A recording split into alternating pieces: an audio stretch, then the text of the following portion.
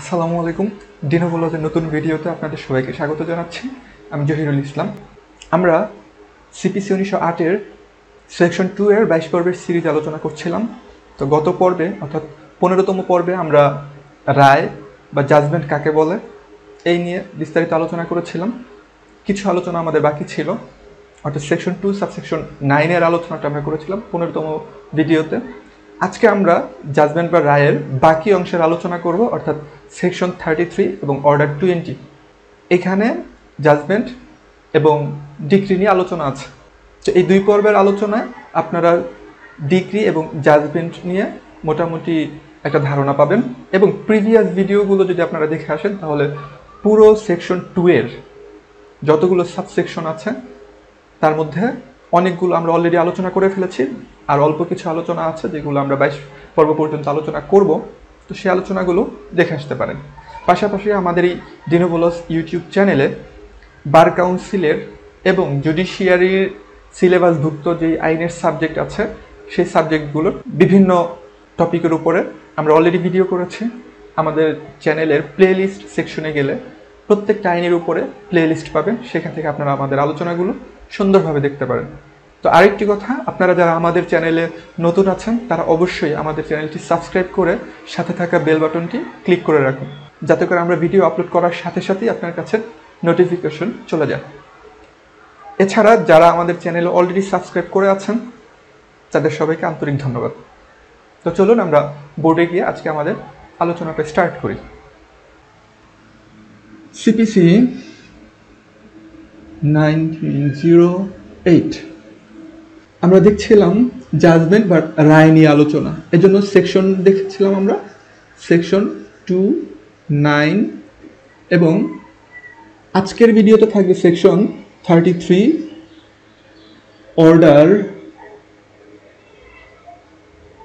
20 এর রুল 1 এবং রুল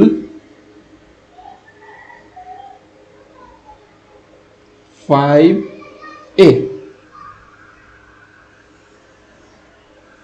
অর্থাৎ আজকে আমরা দেখব সেকশন 33 এবং সাথে দেখব অর্ডার 20 এর রুল 1 এবং রুল 5 এর ক। আমরা আগের ভিডিওতে দেখেছিলাম জাজমেন্ট বা রায় কাকে বলে, এবং পাশাপাশি আমরা দেখেছিলাম জাজমেন্ট আগে দেওয়া হয় নাকি ডিক্রি বা অর্ডার আগে দেওয়া হয়। যারা এই সম্পর্কে কনসেপ্ট দেখেননি তারা আমাদের আগের ভিডিওটা আমাদের কমেন্ট সেকশনে থাকা লিঙ্ক থেকে অথবা ডেসক্রিপশন বক্স থেকে অথবা আই বাটনে থাকা ভিডিও থেকে দেখে আসতে পারেন। তো শুরুতেই আমরা দেখব ধারা 33। ধারা 33 এখানে আসলে কি বলা হয়েছে? এখানে বলা হয়েছে মামলার শুনানি শেষ হওয়ার পর, মামলার শুনানি শেষ হওয়ার পর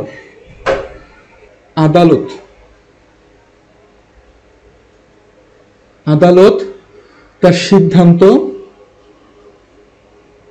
মানে ডিসিশন সিদ্ধান্ত লিপিবদ্ধ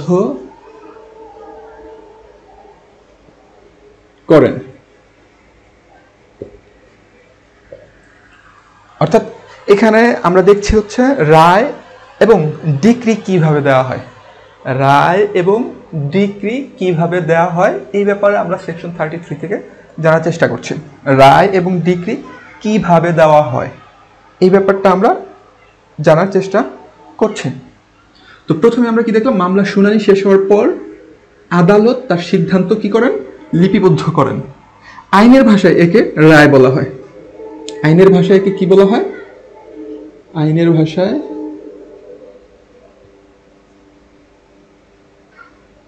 একে রায় বলা হয়।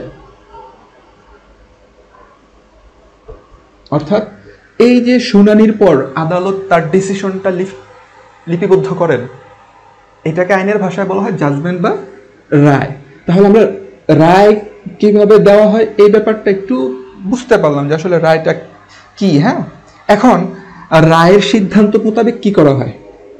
এই যে মামলা শুনানি শেষ হওয়ার পর আদালত তার সিদ্ধান্ত লিপিবদ্ধ করলেন, যেটাকে আমরা রায় বলছি, এরপরেই কি করেন, আর রায়ের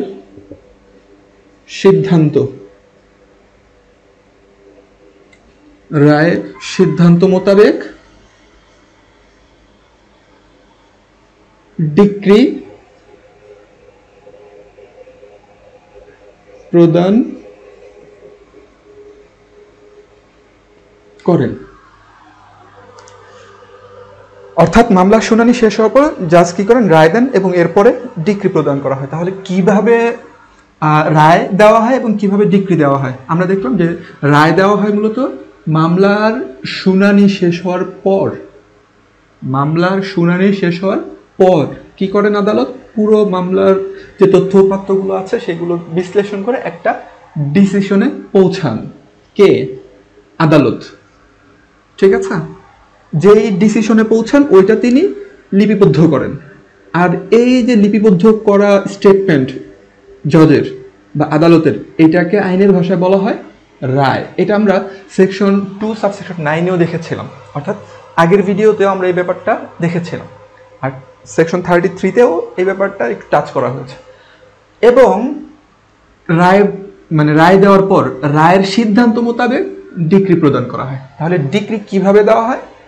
যখন রায় দেওয়া হয় ওই রায়ের উপরে বেস করে ডিক্রি প্রদান করা হয়। তাহলে আশা করি কনসেপ্টটা বোঝা গেল যে প্রথমে মামলার শুনানি শেষ হবে, শেষ হওয়ার পর আদালত তার ডিসিশনটা নোট ডাউন করবেন, যেটাকে আমরা বলছি রায়। এই রায়ের সিদ্ধান্ত যা, ওইটার উপরে বেস করে আদালত কি করবেন, একটা ডিক্রি প্রদান করবেন। এটা ছিল সেকশন 33-তে। এখন এই রায়টা কখন ঘোষণা করা হবে, রায়টা কখন ঘোষণা করা হবে আর কত দিনের মধ্যে ডিক্রি প্রণয়ন করতে হবে, এই দুইটা ব্যাপার আমরা একটু জানার চেষ্টা করব।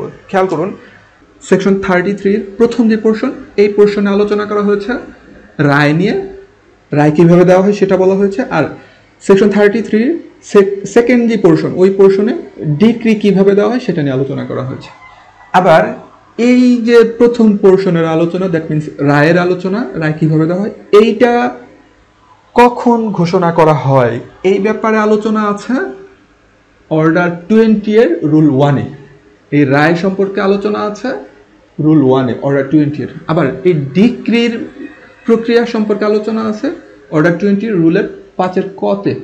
এখন আমরা অর্ডার 20 রুল 1-এর আলোচনাটা একটু দেখব, অর্থাৎ কখন রায় ঘোষণা করা হবে। Order 20 rule 1, order 20 rule 1। এখানে কি বলা হয়েছে, কখন রায় ঘোষণা করা হবে, কখন রায় ঘোষণা করা হবে, এই ব্যাপারে অর্ডার 20 রুল 1-এ আলোচনা করা হয়েছে। তো দেখি আমরা কি বলছে অর্ডার 20 রুল 1-এ। বলা হচ্ছে আদালত কোনো মামলার শুনানির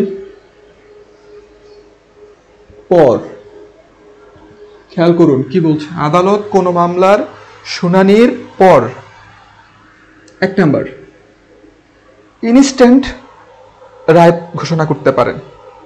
ইনস্ট্যান্ট কি করতে পারেন, রায় ঘোষণা করতে পারেন, অর্থাৎ তাৎক্ষণিকভাবে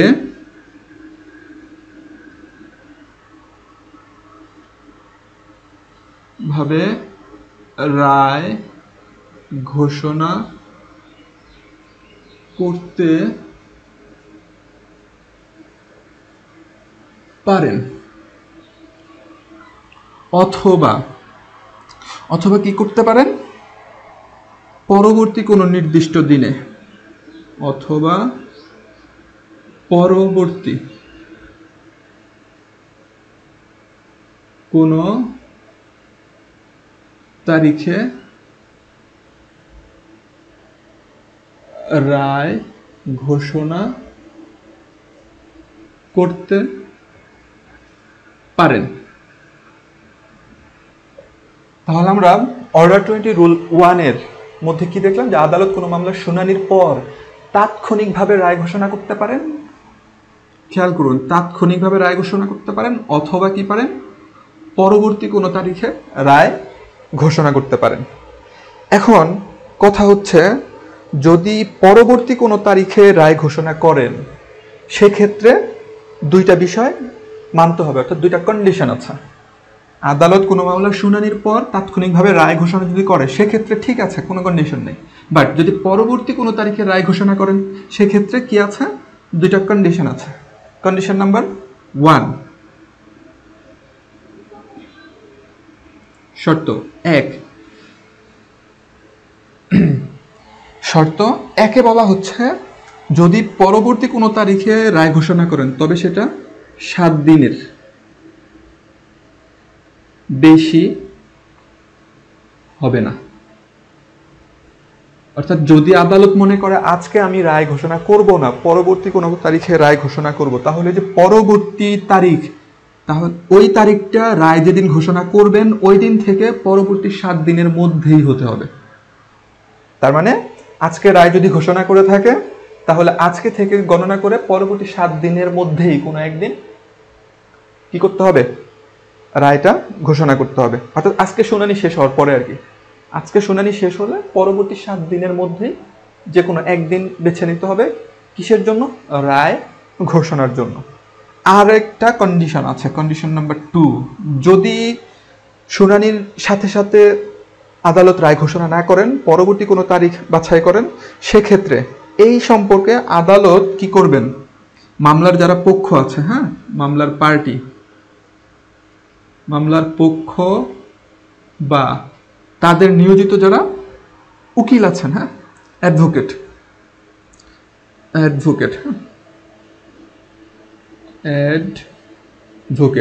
মামলার পক্ষ বা অ্যাডভোকেটকে কি করবেন, নোটিশ করবেন, নোটিশ করে জানিয়ে দিবেন, হ্যাঁ, নোটিশ প্রদান করবেন বা করতে হবে। খেয়াল করুন, অর্ডার 20 রুল 1 কি বলছে, বলছে আদালত কোনো মামলার শুনানির পর যদি তিনি চান তাহলে তাৎক্ষণিকভাবে রায় ঘোষণা করতে পারেন। তাৎক্ষণিকভাবে কি করতে পারেন, রায় ঘোষণা করতে পারেন। আর যদি তিনি তা না করেন, যদি পরবর্তী কোনো তারিখে রায় ঘোষণা করতে চান, সেক্ষেত্রে দুইটা কন্ডিশন পূরণ করতে হবে আদালতের। এই দুইটা কন্ডিশন কিন্তু আদালতের, ঠিক আছে। কি কন্ডিশন, ফার্স্ট, পরবর্তী দিনটা অবশ্যই পরবর্তী 7 দিনের মধ্যে কোনো একদিন হতে হবে রায় ঘোষণার তারিখ। আর 2 নম্বর কন্ডিশন, মামলার পক্ষ যারা আছেন তাদেরকে অথবা তাদের অবর্তমানে তাদের যারা অ্যাডভোকেট আছেন তাদেরকে নোটিশ প্রদান করে জানিয়ে দিতে হবে। কি জানিয়ে দিতে হবে, এই যে রায় ঘোষণার দিন বা তারিখটা, পরবর্তী যে তারিখটা সেটা, ঠিক আছে। এখানে দুটা কন্ডিশন পূরণ করতে হয়। আর এখানে কি বলা আছে, এখানে আরেকটা কথা বলা আছে, সেটা হচ্ছে রায়টা অবশ্যই প্রকাশ্য আদালতে ঘোষণা করতে হবে। প্রকাশ্য আদালতে ঘোষণা করতে হবে, রায়টা অবশ্যই প্রকাশ্য আদালতে ঘোষণা করতে হবে।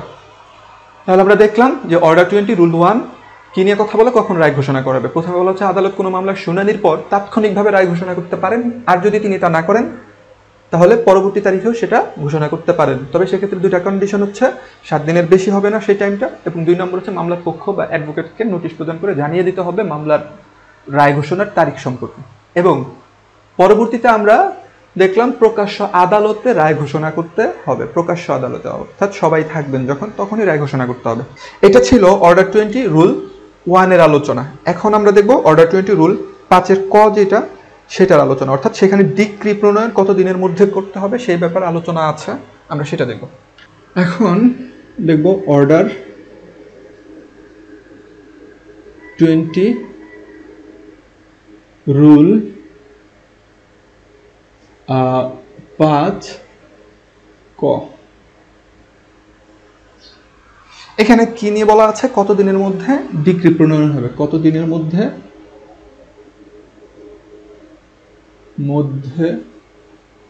ডিক্রি প্রণয়ন করতে হবে। হ্যাঁ, করতে হবে, কতদিনের মধ্যে ডিক্রি প্রণয়ন করতে হবে। এই ব্যাপারে কি বলা আছে Order-20 Rule 5A তে বলা হয়েছে রায় ঘোষণার তারিখ থেকে, রায় ঘোষণার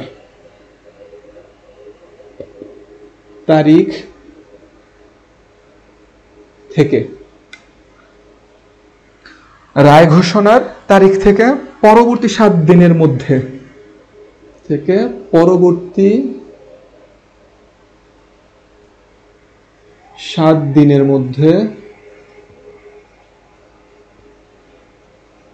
পরবর্তী 7 দিনের মধ্যে ডিক্রি প্রণয়ন, প্রণয়ন মানে হচ্ছে প্রস্তুত। হ্যাঁ, প্রস্তুত, ডিক্রি প্রণয়ন করতে হবে। তাহলে Order-20 Rule 5A কি বলছে? বলছে রায় যেদিন দেওয়া হবে, রায় ঘোষণার তারিখটা যেই দিন থাকবে ওই দিন থেকে পরবর্তী 7 দিনের মধ্যেই ডিক্রি প্রস্তুত করতে হবে। জাজ রায় দেওয়ার পর পেশকারগণ আদালতের ফরম্যাট অনুযায়ী ডিক্রিটা প্রস্তুত করেন আর কি। তো রায় অনেক বড় থাকে, এখান থেকে জিস্ট যে বা সারাংশ যেই অংশটুকু অর্থাৎ মূল বক্তব্যটুকু ডিক্রিতে উল্লেখ করা হয়। তো আমরা বুঝতে পারলাম যে রায়ের পরে 7 দিনের মধ্যে, যেদিন রায় দিবে ওই দিন থেকে 7 দিনের মধ্যে আমাদের কি করতে হবে, ডিক্রিটা প্রস্তুত করতে হবে। এখন কথা হচ্ছে আমরা কিন্তু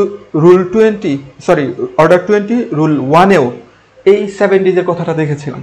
ওইখানে আসলে 7 ডেজটা কি ছিল আমি একটু বলে দিচ্ছি আরেকবার। ওইখানে বলা ছিল রায় ঘোষণা অর্থাৎ শুনানির পর আদালত সাথে সাথে রায় ঘোষণা করতে পারে অথবা পরবর্তী কোনো তারিখে রায় ঘোষণা করতে পারে। যদি পরবর্তী তারিখে করে তাহলে সেটা শুনানির তারিখ থেকে 7 দিনের মধ্যে করতে হবে। খেয়াল করুন, Rule-20 Order 1 সেখানে বলা ছিল যেই দিন শুনানি শেষ হবে ওই দিন থেকে পরবর্তী 7 দিনের মধ্যে রায় ঘোষণা করতে হবে। আর Order-20 Rule 5-এর এতে বলছে যেই দিন রায় ঘোষণা হবে, যেই দিন রায় ঘোষণা হবে ওই দিন থেকে নিয়ে পরবর্তী 7 দিনের মধ্যে ডিক্রি প্রস্তুত করতে হবে। তার মানে আমরা দেখলাম শুনানি শেষ হওয়ার পর থেকে পরবর্তী 14 দিনের মধ্যেই রায় বা ডিক্রি সংক্রান্ত কার্যক্রম শেষ করে ফেলতে হয়।